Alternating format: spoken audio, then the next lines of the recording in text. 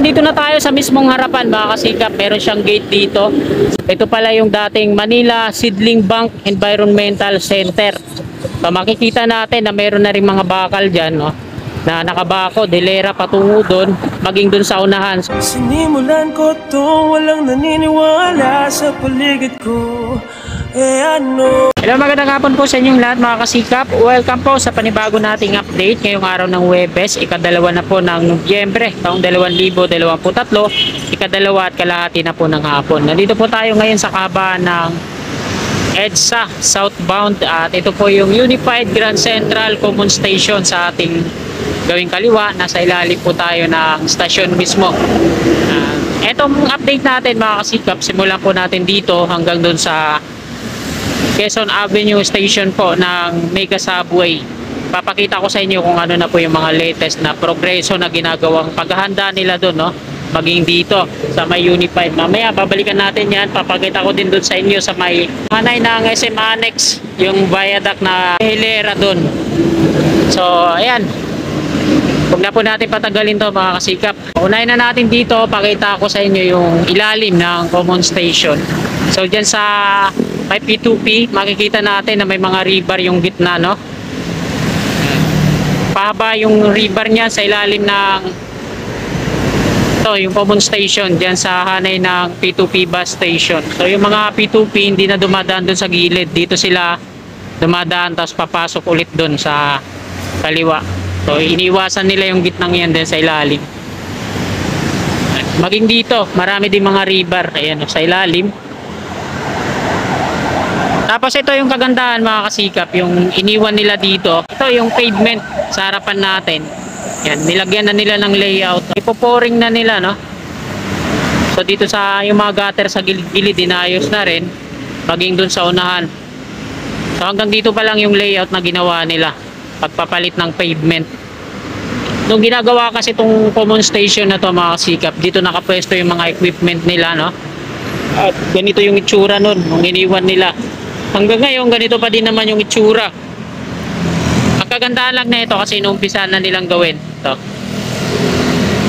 So, diretso tayo doon mga kasikap sa may Quezon Avenue Station ng Mega Subway. So, tara, let's go!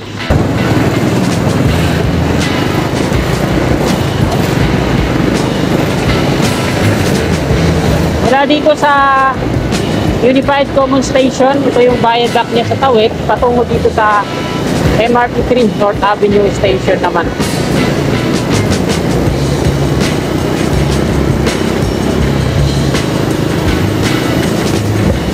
Ito pa yung itsura, kabuuan ng stasyon ng North Avenue.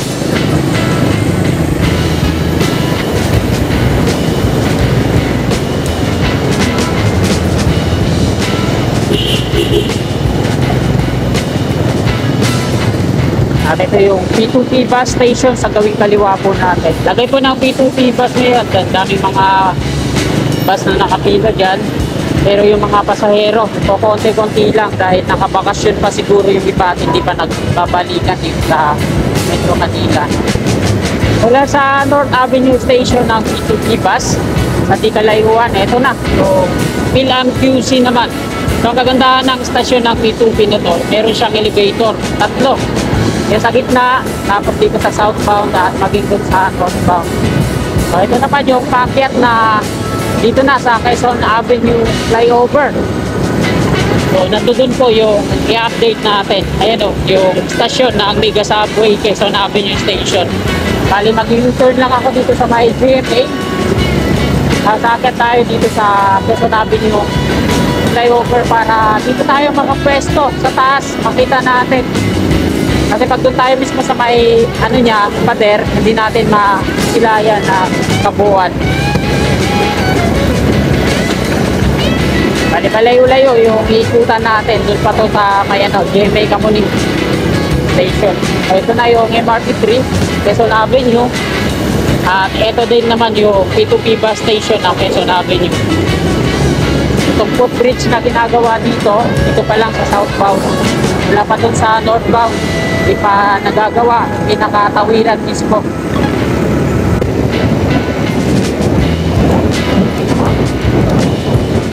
At nandito nandito na tayo sa may yung nakamuning P2P bus station at yung MRT3 station naman ang may kamunin. Bali, dito tayo sa ilalim ng flyover mag-U-turn. Bali, dito na ako mag-U-turn.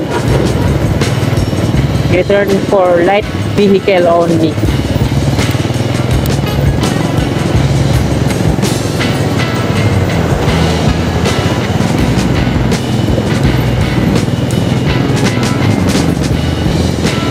At nandito na tayo sa may northbound ng EDSA.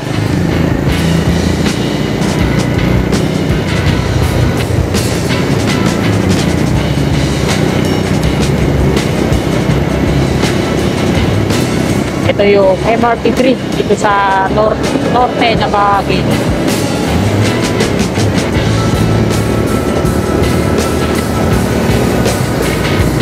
Ito yung stasyon na P2P, di pa operational yan, Kamuning Station.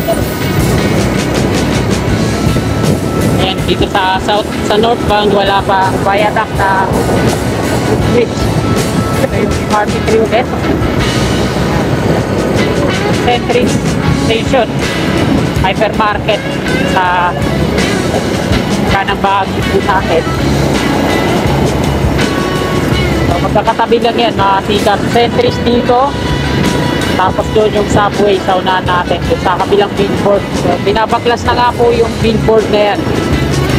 Ito yung patungong City Hall at dito naman sa likuran natin patungong ano naman yun, Espanya. So mula dito mga kasikap, nakikita natin na nag-clearing na rin dyan eh. Sakop pa to hanggang dito no, sa subway. So tingnan natin no. So dyan sa unahan mga kasikap, ayan yung billboard na yan, tapos tabi ng Abida Towers. Ayan po yung magiging stasyon ng Quezon Avenue Mega Subway. So hanggang dito, ayan, sakop pa niya hanggang dito yan. Ayun yung Centuries at ito yung highway.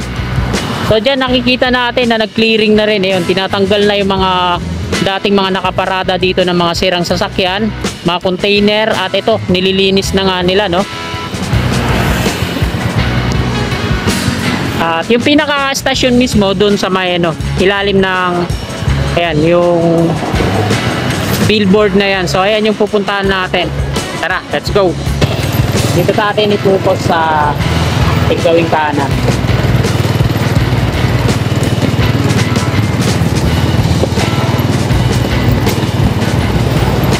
So nandito na tayo sa mismong malapit sa billboard na yan. So ayan yung billboard at eto. Ayan, nilinis na rin dito, tinanggal na yung mga talahib. Ayan, tapos may mga mangilan-ilan pang mga sasakyan na makikita natin, tatlo no. Ayan, yung mga kotse na sira. So nilatag na rin nila yung mga concrete barrier. Ayun no, yung yellow na mga concrete barrier patungo doon at ito pag ganun naman palabas dito. So pinalat na nila. So yung container doon na kulay puti, dalawa, ayun yung magiging opisina ng mga official. Dito na tayo sa mismong harapan mga kasikap. Meron siyang gate dito. Siguro dito lalabas o papasok yung mga official nila. Ito pala yung dating Manila Seedling Bank Environmental Center. So makikita natin na meron na rin mga bakal dyan no? Na nakabako, delera patungo doon, maging doon sa unahan. So ayun yung sinasabi ko sa inyo na magiging opisina nila no, yung gawa sa container. So ayan, nakapaikot na nga yung mga ano dyan, yung mga barrier na yan patungo doon, tapos dito nilinis na rin. So mga sasakyan pala, yung mga nandiyan dyan, mga sirang sasakyan ng mga pulis ng Quezon City. At ayan, tinanggal na rin yung mga basura dyan no. At ito na nga, yung billboard na to, inuunti-unti na nilang baklasin. Yan, may mga tali pa no. Ito yung mga tali na yan ginagamit para tanggalin yung mga bahagi ng billboard na to. So dun sa may bandang gitna wala na. Ito na lang, dalawa na lang yung nakatayo. Tapos itong bahagi sa kaliwa, sa nakatayo dito sa harapan natin, ayun, tinanggal na gamit tong tali na to. So ito yung Abida Towers. Malapit lang siya dito sa mismong Quezon Avenue Station ng Mega Subway. Tapos highway na siya dito patungo doon sa Ayala Land naman. Ayan yung mga sasakyan na dumadaan dito sa harapan. May sticker to dati, kulay pink, nando doon sa subway. So pinunit nga doon sa may lamppost nakadikit. Ayan.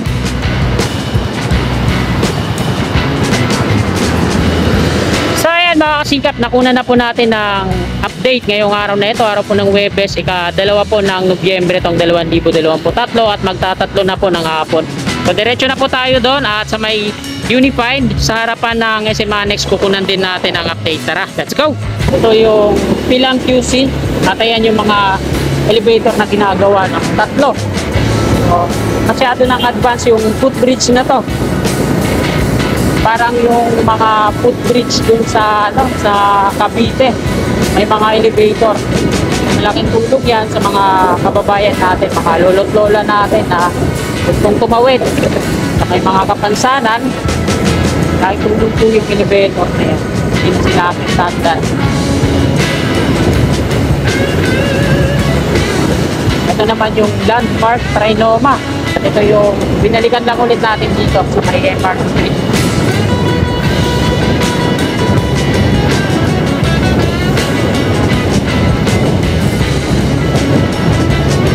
Ito na yung viaduct na common station patungo dito sa MRT 3.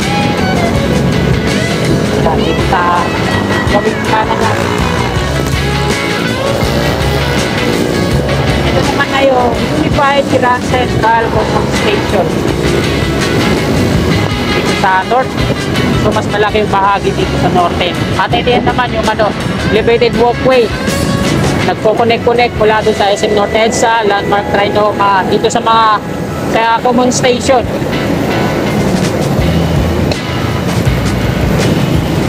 Pag kumanan kayo dito, patungong City Hall of UC. So dito sa harapan ng SM North EDSA, mayroon pang steel box girders na hindi pa nakakabit. Yan. At dito nga po i-install yan. Unahan natin. Bali, isa pa lang yung nandun sa unahan natin. Ayan yung pangalawa. Bali, pag natapos na na-install na yun, isang span na lang yung hindi pa na-installan.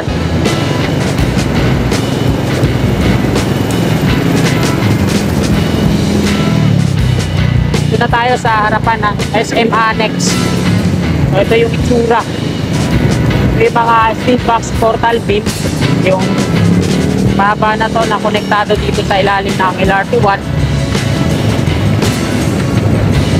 Isa pa lang naka-install dito. Bali, yung isa doon na naka-reserve, dyan nilalagay yan. Tapos isang span na lang. Ito yung dulo ng SM Annex. So, paano mga kasikap, dito na po nagtatapos tong video na to. Maraming salamat po sa patuloy niyong suporta. Bago niyo sana lisanin tong video na to, please like at sa mga kasikap natin ang willing po sumuporta sa atin. Please subscribe at i-click nyo na rin po yung bell. Pinul po natin para always updated po lagi tayo sa ating mga bagong paparating na video. Maraming salamat mga kasikap. Lagi po tayong mag-iingat. God bless po sa ating lahat.